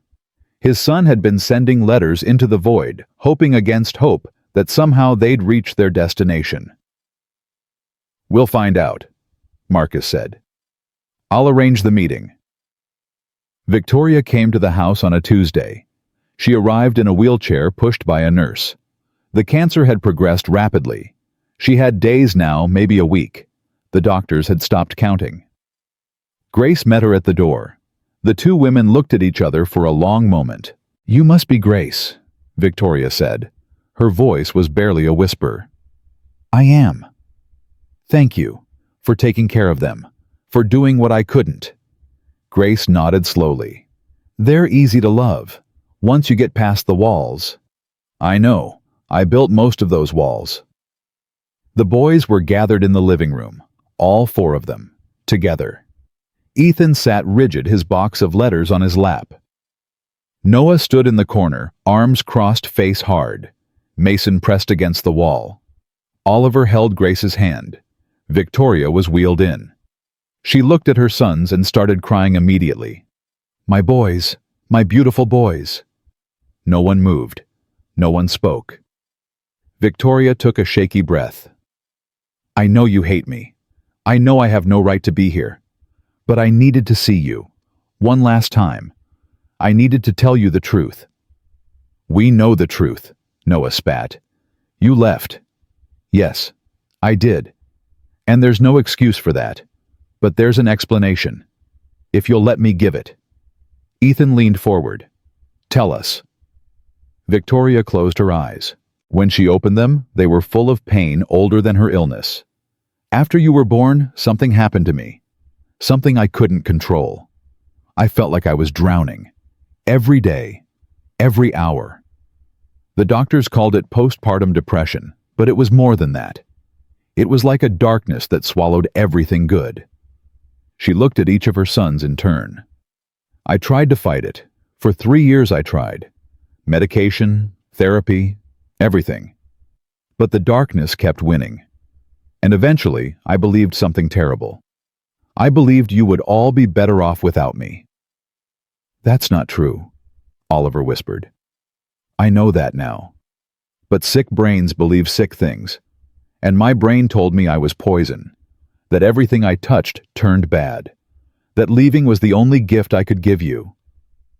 Victoria's voice broke. "So I left. And the moment I was gone, I knew I'd made a mistake. But I was too ashamed to come back, too broken to face what I'd done. So I ran farther, changed my name, tried to become someone new, someone who'd never abandoned her children." "Did it work?" Ethan asked. "No. Every day I thought about you. Every night I dreamed about you. You were always there, in every room, in every silence. I never stopped loving you. I just stopped believing I deserved to." Noah stepped forward. His fists were clenched. "Do you know what you did to us? Do you have any idea? Tell me." Ethan stopped sleeping. Mason stopped talking. Oliver wouldn't stop screaming. And me? I just wanted to hurt everyone as much as I hurt. We destroyed ourselves trying to understand why you left. And you were just... what? Feeling sorry for yourself. Victoria nodded. "Yes, I was. And I'm sorry. I'm so sorry." "Sorry doesn't fix anything." "I know it doesn't, but it's all I have left to give." Ethan stood up, walked to his mother, placed the box of letters in her lap. "I wrote you every day. 462 letters. Did you get any of them?" Victoria touched the box with trembling fingers. "I moved so many times. I never knew you were writing. I told you everything, about school, about the nannies, about Dad, about how much I missed you. I kept thinking if you knew how much we needed you, you'd come back." Victoria opened the box, pulled out a letter, read the first few lines, started sobbing. "Dear Mom, today is day 47 since you left. I put your sweater under my pillow so I can smell you when I sleep. Dad is sad all the time, but he tries to hide it. Noah broke his toy train and blamed me, but I didn't mind because I know he's just angry. When are you coming home? I miss you so much it hurts. Love, Ethan. Victoria looked up at her son. You kept my sweater. I have it, in my room. I can still smell you sometimes, when I try really hard. Victoria reached out, touched Ethan's face. Her hand was skeletal, barely strong enough to lift. I don't deserve you. Any of you. But I love you. I have always loved you. And I'm sorry I wasn't strong enough to stay. Ethan broke. 4 years of armor. 4 years of waiting. 4 years of protecting his mother's memory against everyone who criticized her. He collapsed into her arms and sobbed like the child he still was. Mommy, Mommy, please don't go. Please don't leave again. Victoria held him as best she could, her frail body shaking with the effort. I'm sorry, baby. I'm so sorry. But I have to go. And this time, it's not my choice. Oliver was next. He walked forward slowly, still holding Grace's hand. Mommy, are you scared? Victoria wiped her eyes. Yes, sweetheart. I'm scared. Of dying. Of leaving you again. Of not seeing who you become. Oliver climbed carefully into her lap, mindful of her fragility. Grace says you live in the people you love. She says when someone dies, they don't really go away. They just become invisible. Victoria looked at Grace. Something passed between the two women. Understanding. Gratitude. Absolution. Grace is very wise, Victoria whispered. She's the best. Oliver hugged his mother gently. But I still miss you, Mommy. Even though Grace is here. I still miss you. I know, baby. I miss you too. Every single day. Mason approached next. Silent as always. But his eyes were speaking volumes. I understand now, he said quietly. About the darkness. Sometimes I feel it too, like I want to disappear. Victoria's face crumpled. Oh, Mason, no, please no. Grace helps. She teaches me that disappearing isn't the answer, that staying is harder but better. Victoria grabbed his hand. Listen to Grace. Always listen to Grace. She knows things I was too broken to learn. Promise me you'll stay, no matter how dark it gets. Promise me. Mason nodded slowly. I promise. Only Noah remained. He stood in the corner, arms crossed, face like stone. Victoria looked at him. Noah, please. No. I know you're angry. You have every right to be. You don't get to tell me what rights I have. You lost that when you left. Victoria nodded. You're right. I did. But I'm asking anyway. Not as your mother. Just as someone who's dying. Please. Let me apologize. Noah's jaw tightened.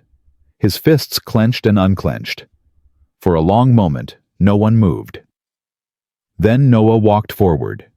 Slowly, each step heavy with 4 years of rage and grief and love he'd tried so hard to kill. He stopped in front of his mother, looked down at her withered form. You destroyed us, he said. You took our family and smashed it into pieces and walked away. I know. I spent 4 years hating you. 4 years dreaming about what I'd say if I ever saw you again. What did you want to say? Noah's face crumpled. The rage dissolved. Underneath was just a scared little boy who'd lost his mother. I wanted to say I love you, he sobbed. I wanted to say please come home. I wanted to say I'm sorry I wasn't enough to make you stay. Victoria reached for him. Noah fell into her arms. You were always enough, Victoria whispered. You were always more than enough. I was the one who wasn't enough. Never you. Never any of you. They stayed like that for a long time, a dying mother and 4 broken sons finally telling each other the truth. Marcus watched from the doorway. Grace stood beside him, tears streaming down her face. "This is the hardest thing I've ever seen," Marcus whispered. Grace took his hand. "This is also the most important. They needed this. All of them. She's going to die, and they're going to lose her all over again. Yes, but this time they'll know why. This time they'll have answers instead of questions. This time they'll have goodbye instead of silence." Marcus looked at Grace, at this woman who'd walked into his chaos and brought peace, who'd loved his sons when they were unlovable, who'd stayed when everyone else left. "I don't know how to thank you," he said. Grace squeezed his hand. "You don't have to thank me. This is what I was made for. This is why I'm here." Victoria died 3 days later. She passed peacefully in a hospice bed, surrounded by flowers the boys had picked from Grace's garden. Ethan was holding her left hand. Noah was holding her right. Mason sat at her feet. Oliver was curled up beside her, his head on her shoulder. Her last words were simple. "I love you. All of you. Forever." And then she was gone. The boys didn't scream, didn't rage, didn't fall apart the way Marcus had feared. They just held on to her, held on to each other. Grace started humming, that old song, her grandmother's song. And somehow in that moment of ending, something new began. The funeral was held on a Saturday morning, small, private. Just the family and a few people from the hospice who'd cared for Victoria in her final days. The boys stood in a row beside their father, wearing suits they'd never worn before. Ethan held the box of letters now returned to him, with Victoria's handwritten responses on the backs of each one. She'd spent her last 3 days reading every single letter and writing back. 462 responses. Her final gift. Noah stood rigid, his jaw tight, his eyes dry. He'd cried himself empty the night Victoria died, and hadn't shed a tear since. Mason pressed close to Grace, holding her hand like it was the only thing keeping him anchored to the earth. Oliver clutched his teddy bear and a photograph of Victoria holding him as a baby. He kept looking at the sky, searching for something none of them could see. The minister spoke words that washed over Marcus without landing. He heard phrases like eternal peace and loving mother and God's mercy. But none of it felt real. What felt real was Grace's presence beside him. Her steady warmth, her quiet strength, the way she kept one hand on his back and the other wrapped around Mason's small fingers. When it was time to say final words, no one moved. Then Ethan stepped forward. He stood at the edge of the grave, looking down at the simple wooden casket. "I waited 4 years for you to come home," he said quietly. "I wrote you letters every day. I kept your sweater under my pillow. I told everyone you were just sick and you'd come back when you got better." His voice cracked. "And then you did come back. Just not the way I imagined. But that's okay, Mom. Because you answered my letters. All 462 of them. And now I know the truth. You didn't leave because you didn't love us. You left because your brain got sick. And sick brains make people do things that don't make sense." He pulled out one letter from the box. The last one Victoria had written. "This is what you wrote to me before you died. I want everyone to hear it." He unfolded the paper with trembling hands. "Dear Ethan, my brave, beautiful boy, I have read every single letter you wrote me. Every single word. And I am so sorry it took me so long to answer. You asked me once if I was proud of you. The answer is yes. I have always been proud of you. Not because of what you do, but because of who you are. You are strong. You are loyal. You are full of love that you don't know how to express. Please don't let my leaving make you hard. Please don't let my mistakes teach you that love isn't worth the risk. Because it is. Love is the only thing that matters. I know that now. I wish I'd known it sooner. I love you, Ethan. Forever and always. Even when I'm gone. Especially when I'm gone. Mom." Ethan folded the letter carefully. placed it back in the box. "I forgive you, Mom," he whispered. "I forgive you for leaving. I forgive you for not being strong enough to stay. And I hope wherever you are, you're not in pain anymore. I hope the darkness is finally gone." He walked back to his brothers. Noah put a hand on his shoulder. No words, just presence. Oliver stepped forward next, his small voice carried across the silent cemetery. "Hi, Mommy. It's Oliver. I know you're in heaven now. Grace says heaven is a place where nobody gets sick and nobody leaves. I hope that's true. I hope you're happy there. I brought you something." He pulled a crayon drawing from his pocket. A picture of a family. 2 adults, 4 children, all holding hands. "This is us. The way I want to remember us. You're in it too, Mommy. You'll always be in it. Because families don't stop loving each other just because someone goes away." He placed the drawing on the casket. "Bye, Mommy. I love you." Mason didn't speak. He walked to the grave, knelt down, and placed a small stone on the ground. A ritual he'd learned from Grace. A way to say "I was here," without words. Then he stood, walked back to Grace, and pressed his face against her side. Only Noah remained. He stood apart from the others, arms crossed, face unreadable. Marcus watched his son waiting. For a long moment, Noah didn't move. Then he walked to the grave, looked down at the casket. "I hated you," he said flatly. "For 4 years I hated you more than I've ever hated anything. You left us. You broke Dad. You broke Ethan. You broke all of us. And I swore I'd never forgive you." He paused. "But hate is heavy. Grace told me that. She said carrying hate is like drinking poison and expecting the other person to die. And she's right. The hate was killing me, making me into someone I didn't want to be." His voice broke. "So I'm letting it go. Not for you. For me. I'm letting go of the hate so I can finally start to heal. I don't know if I forgive you yet. Maybe someday I will. But today I'm just tired. I'm tired of being angry. I'm tired of fighting. I'm tired of hurting." He looked up at the sky. "Goodbye, Mom. I hope you find peace. I hope I find it too." He walked back to his family, took his place beside his brothers, and for the first time in 4 years, all 4 Wellington boys stood together without fighting. The weeks after the funeral were different than Marcus expected.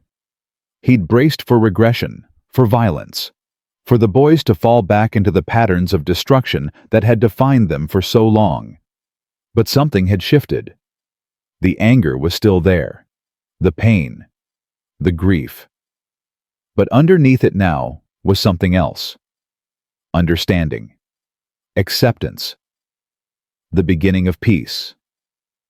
Ethan read his mother's letters every night before bed. He'd started writing new ones too, but these weren't addressed to Victoria.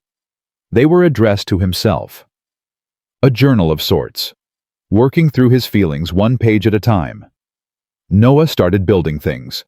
Grace had bought him a set of woodworking tools, and he spent hours in the garage creating boxes and shelves and small furniture.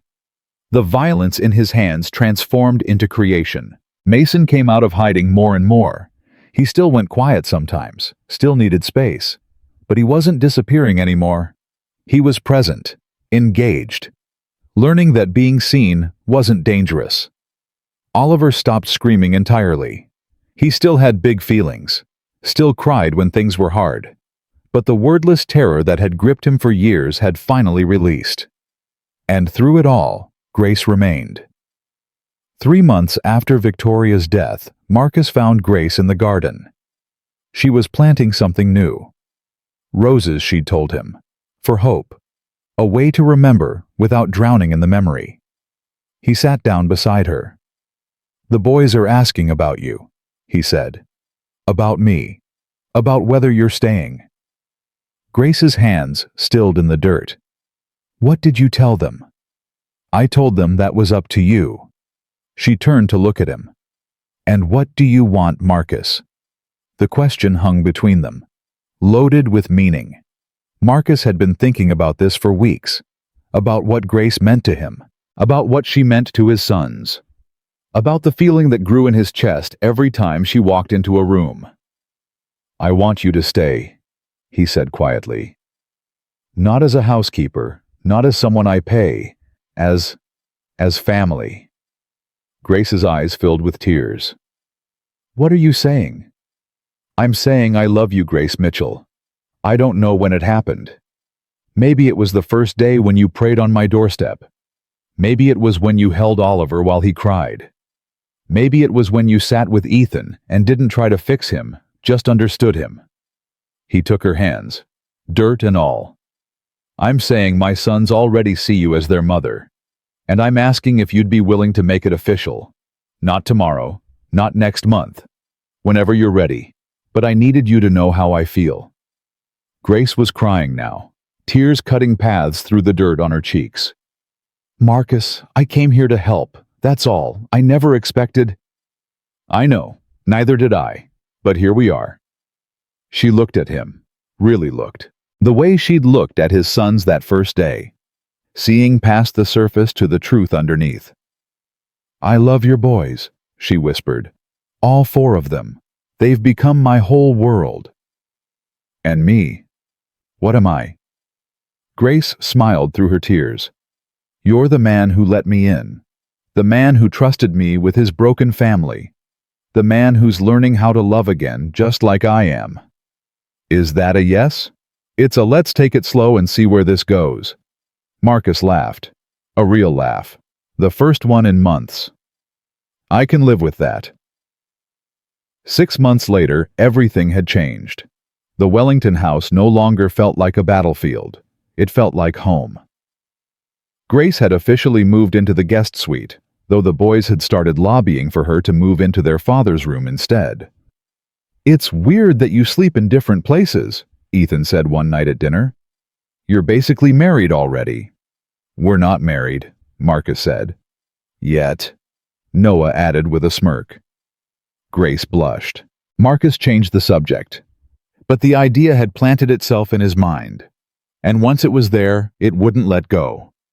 1 year after Victoria's death, Marcus made his decision. He didn't plan anything elaborate. Grace wasn't that kind of woman. She valued simple things, real things, things that came from the heart. He gathered his sons in the living room one evening. "Boys, I need your help with something." "What kind of help?" Ethan asked suspiciously. "I want to ask Grace to marry me, but I want to do it right. And I can't do it right without you 4. Oliver's face lit up. "Really? You're going to marry her?" "If she says yes." "She'll say yes," Mason said quietly. "She loves us. All of us." "So what do you need us to do?" Noah asked. Marcus looked at his sons. These 4 boys who'd been so broken a year ago, who'd driven away 26 nannies, who'd screamed and fought and destroyed everything in their path. Now they sat before him calm and focused, ready to help him build something beautiful. "I need you to help me plan the proposal. Something special, something that shows Grace how much she means to all of us. Not just me, all of us." The boys leaned in. For the next 2 hours they planned together as a family. The proposal happened on a Sunday afternoon. Grace came home from church to find the house transformed. Not with decorations or flowers, but with photographs. Hundreds of them, covering every wall. Photographs of her with the boys, learning to cook, planting the garden, reading books, bandaging wounds, holding them while they cried. A year of moments captured and displayed. Grace walked through the house, slowly touching each photograph, tears streaming down her face. At the end of the hallway, the 4 boys stood waiting. Each one held a rose. "I picked this one for you," Oliver said, handing her the first rose, "because you taught me that screaming isn't the only way to be heard." "This one's from me," Mason said softly, offering his rose. "Because you taught me that staying visible is braver than hiding." Noah stepped forward next. "This one's mine. Because you taught me that building things is better than breaking them, and that anger doesn't have to win." Finally, Ethan. His eyes wet, but his voice steady. This one is for everything. For staying when everyone else left. For loving us when we were unlovable. For showing me that trust is worth the risk. You're the mom I stopped believing in. And I never want you to leave." Grace held 4 roses in her arms, crying so hard she could barely see. Then Marcus stepped out from behind his sons. He was holding a ring. Simple, gold, with 5 small stones. 1 for each of them. He knelt down. "Grace Mitchell, you walked into our lives when we were drowning. You didn't try to fix us. You just loved us. 1 day at a time. 1 choice at a time. And somehow in the middle of all that loving, you became everything." He looked up at her. "I'm not perfect. My boys aren't perfect. Our family is held together with prayers and patience and a whole lot of grace. Literally." She laughed through her tears. "But I promise to love you every day for the rest of my life. I promise to stay when staying is hard. I promise to choose you over and over the way you've chosen us." He held up the ring. "Grace Mitchell, will you marry me?" Grace looked at the ring, at the man kneeling before her, at the 4 boys who'd become her sons in every way that mattered. "Yes," she whispered. "Yes, yes, yes." The boys erupted, cheering, jumping. Oliver threw himself at Grace. Mason smiled wider than Marcus had ever seen. Noah actually laughed. Ethan wiped his eyes and pretended he wasn't crying. Marcus slid the ring onto Grace's finger, stood up, pulled her into his arms. "Thank you," he whispered against her hair, "for everything." "Thank you for letting me in," she whispered back. The wedding was held 2 months later. Small, intimate, in the same church where Marcus had found Mason on that desperate night a year ago. Grace wore a simple white dress. No veil, no elaborate train. Just Grace exactly as she was. The boys stood at the altar beside their father. All 4 of them in matching suits. All 4 of them smiling. When Grace walked down the aisle, she wasn't alone. She walked with Pastor Williams on one side, and in her hand the worn Bible her grandmother had given her 34 years ago. Marcus felt tears fall as he watched her approach. This woman who'd lost everything and still chose to love. This woman who'd walked into his chaos and brought peace. This woman who'd saved his sons when he couldn't save them himself. The ceremony was simple, traditional vows, honest words. But when it came time for the rings, something unexpected happened. Ethan stepped forward. "Wait, we have something to say first." The congregation murmured. Marcus looked confused. Ethan pulled a piece of paper from his pocket. His brothers gathered around him. "We wrote this together," Ethan said. "All 4 of us. It's our vows to Grace." Grace's hand flew to her mouth. Ethan began reading. "Dear Grace, we the Wellington boys promise the following." Noah took the next line. "We promise to clean up our messes, most of the time." Laughter rippled through the church.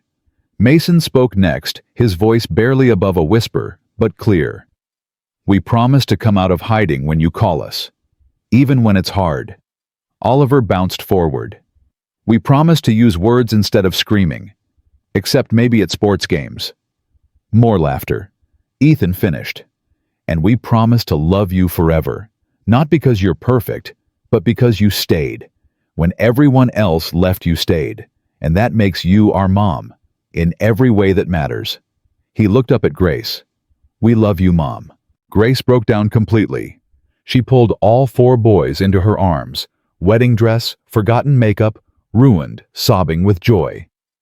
Marcus watched his family embrace and felt something he'd never expected to feel again. Whole. Complete. Home. 1 year after the wedding, the family sat around the dinner table for their Sunday meal.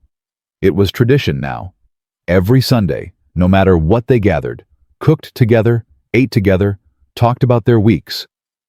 Grace sat at one end of the table, Marcus at the other. 4 boys in between arguing about something trivial, laughing at something stupid being exactly what they were meant to be. A family.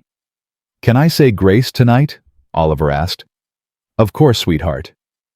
Everyone bowed their heads, held hands. Oliver took a breath. Dear God, thank you for this food. Thank you for this house. Thank you for my brothers even when they're annoying.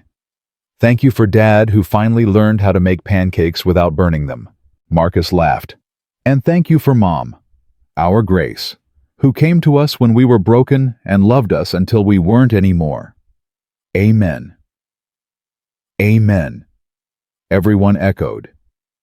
Grace squeezed Marcus's hand under the table. He squeezed back. Later that night, after the boys were in bed, Marcus found Grace on the back porch. She was looking at the stars, her grandmother's Bible open in her lap. He sat beside her. What are you thinking about? Hope, she said softly. My daughter. I was thinking about what she'd say if she could see me now. What do you think she'd say? Grace smiled. Tears glistened in her eyes. I think she'd say thank you. Thank you for keeping your promise. Thank you for helping other kids who were sad. Thank you for not letting the darkness win. Marcus put his arm around her. She'd be proud of you, Grace. I know I am. Grace leaned into him. I never thought I'd feel this way again. After Hope died, I thought my life was over. I thought I'd never have a family again, never have children again, never have love again. And now I have 4 sons who drive me crazy and fill my heart. I have a husband who sees me exactly as I am. I have a home where I belong. She looked at him. God doesn't waste pain, Marcus. My grandmother used to say that. Every wound becomes wisdom if we let it. Every loss becomes a door to something new. Marcus thought about his own journey. The wife who'd left. The years of struggle. The 26 failed nannies. The desperation that had led him to say yes to a housekeeper with no training and a worn-out Bible. He thought about his sons. How broken they'd been. How far they'd come. How the anger had softened into strength, the fear into courage, the pain into purpose. I used to think I was cursed, he said quietly. After Victoria left, I thought God had abandoned me, abandoned us. And now, Marcus looked at the stars, at the house behind them, full of sleeping children, at the woman beside him who'd walked through hell and emerged with grace. Now I think maybe he was just waiting for me to stop trying to fix everything myself, waiting for me to ask for help, waiting to send someone who could love us the way we needed to be loved. Grace smiled. That's the thing about God. He doesn't always show up when we want, but he always shows up when we're ready. Inside the house, a door opened. Small footsteps padded down the stairs. Oliver appeared at the back door, rubbing his eyes. Mom, Dad, I had a bad dream. Grace opened her arms. Oliver climbed into her lap, settling against her chest. What was the dream about? She asked. I dreamed you left, like my first mom did. I dreamed I woke up and you were gone. Grace held him tighter. I'm not going anywhere, Oliver, I promise. Promises can break. Some can. But not this one. You know why. Why? Because I already tried to leave this world a long time ago, and God said no. He said I had work to do first, people to love, children to raise. And now that I've found you, I'm not letting go. Not ever. Oliver was quiet for a moment. Grace. Yes, sweetheart. I'm glad God said no. Grace kissed the top of his head. Me too, baby. Me too. Marcus watched his wife and son and felt peace wash over him like warm water. 2 years ago, he'd been drowning. 26 nannies, 4 broken boys, a drawer full of resignation letters, and a heart full of despair. Now he sat on his back porch with his wife and son surrounded by love he'd never expected to find. Life wasn't perfect. The boys still struggled sometimes. Ethan still wrote letters to Victoria. Noah still had angry days. Mason still needed space. Oliver still had big feelings. But they were healing. Day by day, choice by choice, together. And that was enough. That was everything. As the stars wheeled overhead and Oliver drifted back to sleep in Grace's arms, Marcus thought about the question his son had asked that first terrible day. "Dad, do you still love us?" Even though Mom didn't, he knew the answer now. Had lived the answer every day for 2 years. Love wasn't about perfection. It wasn't about never making mistakes. It wasn't about having all the answers or being strong all the time. Love was about staying. Love was about showing up day after day, even when it was hard. Love was about choosing someone over and over until the choosing became as natural as breathing. Grace had taught him that. His sons had taught him that. God had taught him that in his own mysterious, painful, beautiful way. The house behind them stood solid and warm, no longer a battlefield, but a home. The garden Grace had planted bloomed in the darkness, flowers they'd grown together as a family. And somewhere in the distance, church bells rang, calling the faithful to worship, reminding Marcus that miracles still happened. Not in lightning bolts or burning bushes, in quiet women who showed up with nothing but faith, in broken children who learned to trust again, in fathers who finally stopped running and started staying. Marcus carried Oliver inside, tucked him back into bed, kissed his forehead. "I love you, buddy." "Love you too, Dad." He found Grace waiting in the hallway the same way she'd waited that very first day. Patient, present, peaceful. He took her hand. "Ready for bed." "Ready for everything," she said. They walked down the hall together past doors behind which 4 boys slept peacefully, past photographs of a family that had been shattered and rebuilt, past memories of pain and loss and struggle that had somehow become the foundation for something beautiful. And Marcus Wellington, the billionaire who'd had everything except the one thing that mattered, finally understood the truth that had been waiting for him all along. Home isn't a place. Family isn't blood. Love isn't a feeling. They're choices, made every day, by people brave enough to stay. And that night in a house that had once known only chaos, peace settled like a blessing. Not perfect peace, not forever peace. Just enough peace for today. And tomorrow they would choose it again.